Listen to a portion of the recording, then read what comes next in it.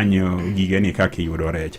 Koro mago ne watimo. Dibedi ma nikech luasi maber ma Raila Odinga oketo e kinde gi William Ruto. Mano bedo numa yot kaka jotelo mar duongo dhoudi. Adwaro koni ni Raila Amolo Odinga otime gima ber moloyo gik moko duto. Kendo mad Nyasaye mi Raila Amolo Odinga ngima. Raila Amolo Odinga en jatelo ma jasiasa ma osebede siasa e Kenya ka molo ji duto. Ji mang'eny wacho ni Raila pok obedo president, ni Raila ok nobedo president. Yawa ywak ni jakomo ndhogowa. Tadwaro nyisi mago upuzi. Gimiluongo ni leadership mineno ni gima ketia leader ok en office.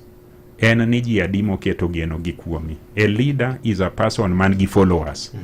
Kipenjo ng'ama nigi ji moketo geno kuom gi mang'eny, to ji kendo ng'eyo ni ok en president, en Raila Amolo Odinga.